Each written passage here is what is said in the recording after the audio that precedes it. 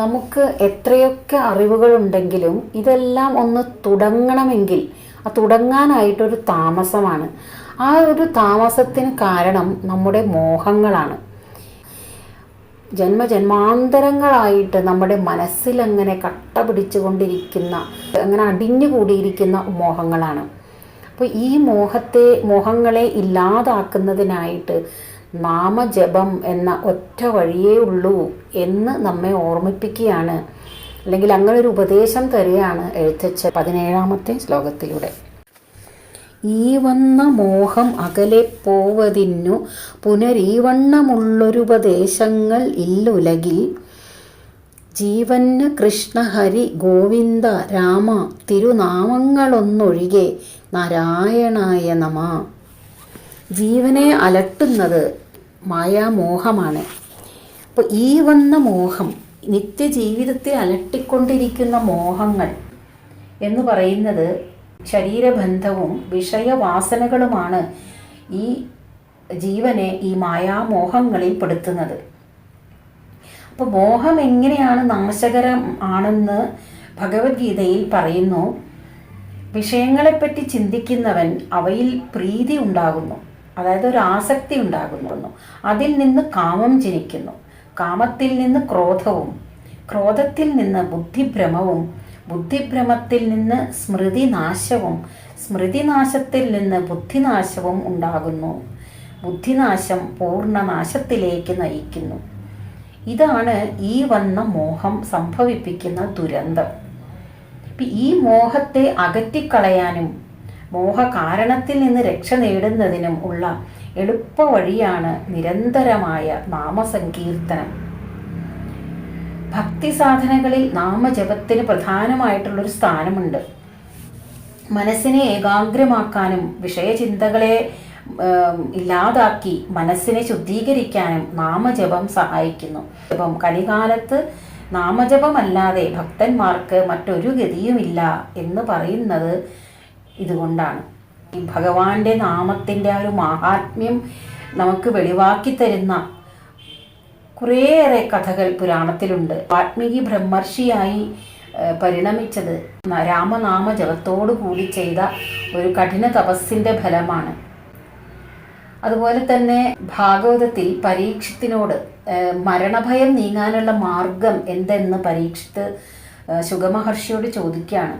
അപ്പോൾ അഭയം ലഭിക്കാൻ, ആ ഒരു ഭയം നീങ്ങാനായിട്ട് സർവാത്മാവും സർവേശ്വരനുമായ ആ ഹരിയുടെ നാമങ്ങളും ഗുണങ്ങളും കേൾക്കുകയും കീർത്തിക്കുകയും സ്മരിക്കുകയും ആണ് വേണ്ടത് എന്ന് ശുഗബ്രഹ്മർഷി പരീക്ഷത്തിനോട് ഉപദേശിക്കുന്നുണ്ട്. അപ്പോൾ അങ്ങനെ ഒരുപാട് കഥകൾ നമുക്ക് പുരാണത്തിൽ കാണാൻ കഴിയും. ഈ നാമജപം, തിരുനാമ മഹാത്മ്യം വെളിപ്പെടുത്തുന്നതായിട്ടുള്ള കഥകൾ. നിത്യജീവിതത്തിൽ അലട്ടിക്കൊണ്ടിരിക്കുന്ന ഈ മോഹങ്ങൾ യഥാർത്ഥത്തിൽ ഒന്നായ വസ്തു പലതായി കാണപ്പെടുന്നത് മൂലം, ഇത് മുമ്പ് പറഞ്ഞിട്ടുണ്ടത്, ഒന്നായ വസ്തു പലതായി കാണപ്പെടുന്നത് മൂലം ഉണ്ടാകുന്ന ഇണ്ടൽ, അതായത് ആ ഒരു ദുഃഖം, അത് മാറി നീങ്ങിപ്പോകുന്നതിന് ഓരോ ജീവനും തിരുനാമങ്ങൾ, ഈശ്വരനാമങ്ങൾ ജപിക്കുക എന്നല്ലാതെ വേറെ ഒരു വഴിയുമില്ല. ജീവനെ അലട്ടുന്ന ഈ മായാമോഹം അകന്നു പോകാൻ എളുപ്പമായ വഴി ഒന്നേയുള്ളൂ. കൃഷ്ണ, ഹരേ, ഗോവിന്ദ, രാമ എന്നിങ്ങനെയുള്ള തിരുനാമങ്ങൾ സദാ ജപിക്കുക. ലോകത്തിന് ഇതിലും നല്ലൊരു ഉപദേശം നൽകാനില്ല എന്നാണ് എഴുത്തച്ഛൻ ഈ ശ്ലോകത്തിൽ കൂടെ നമുക്ക് ഉപദേശിക്കുന്നത്. അതിനാൽ നാരായണ, അങ്ങേക്കായി നമസ്കാരം.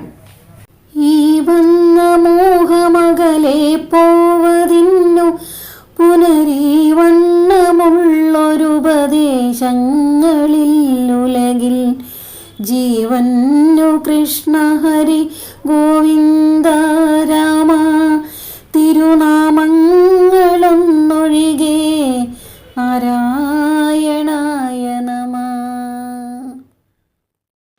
നിരന്തരമായ നാമജപം കൊണ്ട് മനഃശുദ്ധി കൈവരുന്നതാണ് എന്ന് എഴുത്തച്ഛൻ പറഞ്ഞു. ഇനി മനസ്സിനെ മലിനമാക്കുന്നത് എന്തൊക്കെയാണ് എന്ന് നാം അറിയണം. എങ്കിലേ ആ മാലിന്യങ്ങളെ ഇല്ലാതാക്കാൻ സാധിക്കുകയുള്ളൂ. നാമജപത്തോടൊപ്പം നമ്മുടെ ഒരു പ്രയത്നവും കൂടി ഉണ്ടായാൽ മാത്രമേ ഈ മാലിന്യം അകറ്റാൻ നമുക്ക് സാധിക്കുകയുള്ളൂ. ഈ മനോമാലിന്യങ്ങളെക്കുറിച്ചാണ് 18ാമത്തെ പദ്യത്തിൽ പറയുന്നത്. ഉള്ളിൽ കനത്ത മതമാത്സര്യമെന്നിവകൾ ഉള്ളോരു കാലമുടനാകിലും മനസ്സി ചൊല്ലുന്നതാരു തരുനാമങ്ങളെന്നവനു നല്ലൂഗതിക്കു വഴി നാരായണായ നമ. അപ്പോൾ ഈ നമ്മുടെ മനസ്സിലെങ്ങനെ ജന്മജന്മാന്തരങ്ങളായി മാലിന്യങ്ങളങ്ങനെ അടിഞ്ഞു കൂടിയിരിക്കുകയാണ്. ഈ മനോമാലിന്യങ്ങളെ അഷ്ടരാഗങ്ങൾ എന്ന് പറയുന്നു. രാഗം, ദ്വേഷം, കാമം, ക്രോധം, മാത്സര്യം, മോഹം, ലോഭം, മതം, ഇവയാണ് അഷ്ടരാഗങ്ങൾ. രാഗം എന്നാൽ നമുക്ക് ഒരു വ്യക്തിയോടോ വസ്തുക്കളോടോ ഉള്ള അമിതമായ ഒരു ഇഷ്ടം. അങ്ങനെയാണെങ്കിൽ ആ വ്യക്തിയിലോ വസ്തുക്കളിലോ മാത്രമായിരിക്കും നമ്മൾ ശ്രദ്ധിക്കുന്നത്. ഈശ്വരനെ അറിയാൻ ശ്രമിക്കുന്നതേയില്ല. ദ്വേഷം നമ്മുടെ മനസ്സിനെ ദുഷിപ്പിക്കുന്നു. കാമം എന്നാൽ ആഗ്രഹങ്ങൾക്ക് പുറകെ പോകുക എന്നാണ്. ആഗ്രഹങ്ങൾക്ക് പുറകെ പോയി ആഗ്രഹ സഫലീകരണത്തിനായി പ്രവർത്തിക്കുന്ന ഒരാൾ ഈശ്വരനെ അറിയാൻ ശ്രമിക്കുന്നില്ല. ക്രോധം, ആഗ്രഹങ്ങൾ വിചാരിച്ച പോലെ സാധിക്കാതെ വരുമ്പോൾ ക്രോധമുണ്ടാകുന്നു. അപ്പോൾ നാം ഈശ്വരനിൽ നിന്ന് അകലുന്നു. മാത്സര്യം, തൻ്റെ അതേ നിലവാരത്തിലുള്ള ഒരാൾക്ക് തന്നേക്കാൾ കൂടുതൽ കിട്ടുമ്പോൾ അപ്പോൾ മാത്സര്യ ബുദ്ധിയായി. അപ്പോൾ അതും ആസുരിക വാസനയാണ്. മോഹം, ഈ കാണുന്ന ലോകമാണ് സത്യം. ഈ ലോകത്തിൽ നിന്ന് എന്തൊക്കെ എനിക്ക് നേടാൻ സാധിക്കുന്നുവോ അതെല്ലാം നേടണം, അതായിരിക്കണം എൻ്റെ ജീവിത ലക്ഷ്യം എന്ന് കരുതി ഈ ലോകത്തിനോടുള്ള നമ്മുടെ ആ ഭ്രമം തന്നെയാണ് മോഹം എന്ന് പറയുന്നത്. ലോഭം, താൻ സമ്പാദിച്ചു വച്ചിരിക്കുന്നതെല്ലാം തനിക്കുള്ളതാണ്. അത് മറ്റുള്ളവർക്ക് കൊടുത്താൽ അത് തനിക്ക് കുറഞ്ഞു പോകും എന്നെല്ലാം കരുതി താൻ സമ്പാദിച്ചു വച്ചിരിക്കുന്നതെല്ലാം ഇങ്ങനെ സൂക്ഷിച്ച് വെക്കുക. അതാണ് ലോഭം എന്ന് പറയുന്നത്. അപ്പോൾ മനസ്സ് ഇടുങ്ങിയതായി മാറുന്നു. ഇനി മതമെന്നാൽ എന്ത് സംഭവിച്ചാലും എൻ്റെ കഴിവ് കൊണ്ടാണ് എല്ലാം സംഭവിക്കുന്നത്, എല്ലാം നടക്കുന്നത് എൻ്റെ നിയന്ത്രണത്തിലാണ്, ഞാൻ വലിയൊരു സംഭവമാണ് എന്നിങ്ങനെയുള്ള ചിന്തയാണ് മതം. നമ്മുടെ ഉള്ളിലുള്ള ഈ അഷ്ടരാഗങ്ങളാകുന്ന ഈ ആസുരിക ശക്തികൾ ഉള്ളിടത്തോളം നമുക്ക് ഈശ്വരനെ അറിയാൻ സാധിക്കുകയില്ല.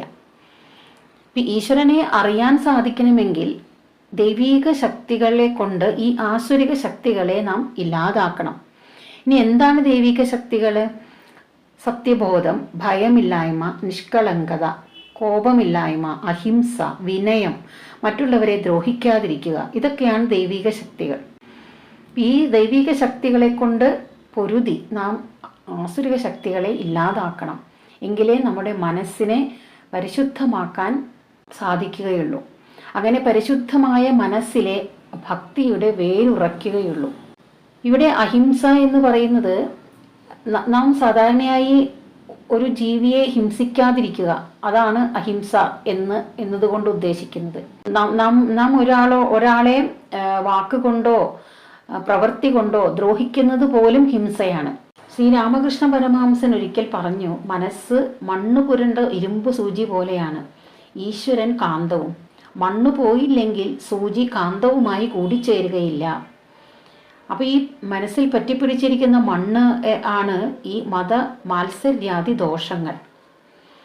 എഴുത്തച്ഛൻ പറയുകയാണ്, ഇത്തരം ദോഷങ്ങളെല്ലാം ഉള്ളിൽ നിറഞ്ഞു നിൽക്കുന്ന കാലമാണെങ്കിലും ഈശ്വരനാമങ്ങൾ ശ്രദ്ധയോടെ നിരന്തരമായി ജപിക്കാൻ കഴിഞ്ഞാൽ ഈ ദോഷങ്ങളിൽ നിന്നെല്ലാം മനസ്സിനെ ശുദ്ധമാക്കാനും ക്രമേണ മുക്തിക്കുള്ള വഴി തെളിഞ്ഞു കിട്ടാനും അത് സഹായിക്കുമെന്ന്. ഉള്ളിൽ മതം, മാത്സര്യം മുതലായ ദോഷങ്ങൾ ശക്തമായി നിലനിൽക്കുന്ന കാലമാണെങ്കിൽ പോലും ആരാണോ മനസ്സിൽ ഈശ്വരനാമങ്ങൾ ജപിക്കുന്നത് അവന് സദ്ഗതി അല്ലെങ്കിൽ മുക്തി ലഭിക്കുന്നതിന് വഴിയുണ്ടാകും എന്ന് നമ്മെ വീണ്ടും ഓർപ്പിച്ചുകൊണ്ട് എഴുത്തച്ഛൻ ഭഗവാനെ നമസ്കരിക്കുകയാണ്. ഉള്ളിൽ കനത്ത മതമാത്സര്യമെന്നിവകളുള്ളോരു കാലം ഉടനെന്നാകിലും മനസ്സി ചൊല്ലുന്നതാരു തിരുനാമങ്ങളെന്നവനു നല്ലൂ ഗതിക്കു വഴി നാരായണായ നമഃ. മറ്റേതൊരു സാധനയേക്കാളും എളുപ്പമാണ് നാമജപ സാധന. അതിനെക്കുറിച്ചാണ് 19ാമത്തെ ശ്ലോകത്തിൽ പറയുന്നത്. ഊരിന്നു വേണ്ട ചില ഭാരങ്ങൾ വേണ്ടതിന്, നീരിന്നു വേണ്ട നിജദാരങ്ങൾ വേണ്ടതിന്, നാരായണാച്യുത ഹരേ എന്നതിനൊരുവർ നാവൊന്നേ വേണ്ടു ഹരിനാരായണായ നമ. ഇതിന് എന്ന് പറഞ്ഞാൽ ഈ നാമജപത്തിന് ഊരിന്നു വേണ്ട, ഒരു പ്രത്യേക സ്ഥലം വേണ്ട, ഒരു പ്രത്യേക സ്ഥലത്തിരുന്ന് മാത്രമേ നാമം ജപിക്കാവൂ എന്നില്ല. എപ്പോൾ വേണമെങ്കിലും എവിടെ വെച്ചായാലും നമുക്ക് നാമം ജപിച്ചുകൊണ്ടിരിക്കാം. യാത്ര ചെയ്യുകയാണെങ്കിലോ, അടുക്കളയിൽ എന്തെങ്കിലും ജോലി ചെയ്തുകൊണ്ടിരിക്കുമ്പോഴോ, അല്ലെങ്കിൽ ഓഫീസ് ജോലികൾ ചെയ്യുന്ന സമയത്ത് വിശ്രമവേളയിലോ, അങ്ങനെ നമുക്ക് എവിടെ വെച്ച് വേണമെങ്കിലും എപ്പോൾ വേണമെങ്കിലും മനസ്സുണ്ടെങ്കിൽ നമുക്ക് ഈശ്വരനാമം ജപിച്ചുകൊണ്ടിരിക്കാം. ചില ഭാരങ്ങൾ വേണ്ട. ഭാരങ്ങൾ എന്ന് പറഞ്ഞാൽ ഒരുക്കങ്ങൾ, സംഭാരങ്ങൾ എന്ന് പറയും. അതായത് ഇപ്പോൾ ഹോമങ്ങൾ, പൂജകൾ, യാഗങ്ങൾ ഒക്കെ നടത്തുന്ന സമയത്ത് അതിനൊക്കെ ഒരു പ്രത്യേക ചടങ്ങുകളും ചിട്ടകളും വേണം. യാഗത്തിന് ഒരു പ്രത്യേക ദേശം വേണം, കാലം. ഇതൊക്കെ വളരെ ചിട്ടകളോടെ ചെയ്യേണ്ട കാര്യങ്ങളാണ്.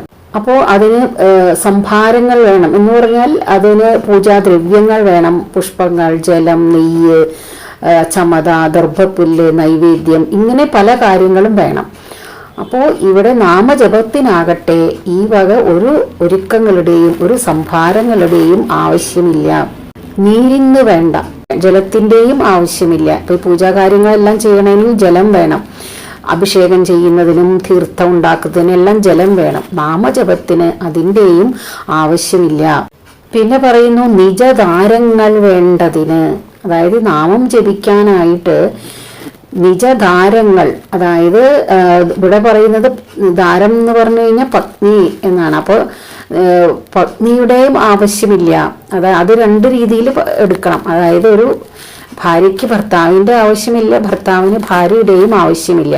ഇപ്പോൾ യാഗം ചെയ്യുമ്പോൾ യാഗം ചെയ്യുന്ന യജമാനന്റെ കൂടെ പത്നിയും കൂടെ ഉണ്ടാകണമെന്ന് നിർബന്ധമാണ്. അപ്പം അതുപോലെ നാമജപത്തിന് അതിൻ്റെയും ആവശ്യമില്ല. ഇപ്പം ഇത്തരം ഒരുക്കങ്ങളോ സംഭാരങ്ങളോ സഹായങ്ങളോ ഒന്നും തിരുനാമജപത്തിന് ആവശ്യമില്ല. എവിടെ വെച്ചും ഏത് സമയത്തും നാമങ്ങൾ ജപിക്കാം. പ്രത്യേകമായി ഒന്നും സംഭരിക്കേണ്ടതായിട്ടില്ല. പത്നിയുടെ സാന്നിധ്യമോ സഹായമോ വേണമെന്നില്ല. ആകെ വേണ്ടത് തിരുനാമങ്ങൾ ഉച്ചരിക്കാനുള്ള നാവൊന്നേ വേണ്ടൂ. ആകെ വേണ്ടത് എന്താണ്? നാമങ്ങൾ ഉച്ചരിക്കാനുള്ള നാവ് മാത്രമാണ്. ഇതിനേക്കാൾ എളുപ്പം അനുഷ്ഠിക്കാവുന്ന ഒരു ഭക്തി സാധന വേറെ ഇല്ല തന്നെ എന്ന് പറയുകയാണ് എഴുത്തച്ഛൻ.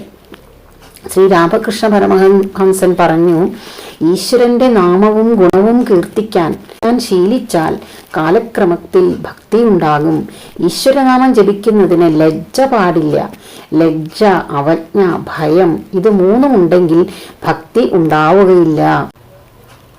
അപ്പോൾ തിരുനാമങ്ങൾ ജപിക്കുന്നതിന് പ്രത്യേക ദേശമോ സ്ഥാനമോ ആവശ്യമില്ല. സംഭാരങ്ങൾ ഒന്നും തന്നെ വേണ്ട. വെള്ളം വേണ്ട. ഭാര്യയുടെയോ ഭർത്താവിൻ്റെയോ സഹായമോ സാന്നിധ്യമോ വേണ്ട. നാരായണ, അച്യുത, ഹരേ എന്നിങ്ങനെ ജപിക്കുന്നതിന് ഒരാൾക്ക് നാവിൻ്റെ സഹായം മാത്രമേ വേണ്ടൂ.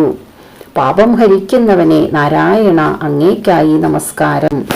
ഊരിന്നു വേണ്ട ചില ഭാരങ്ങൾ വേണ്ടതിന്, നീരിന്നു വേണ്ട നിജദാരങ്ങൾ വേണ്ടതിന്, നാരായണ അച്യുത ഹരേ എന്നതിനൊരുവർ നാവൊന്നേ വേണ്ടു ഹരിനാരായണായ നമഃ.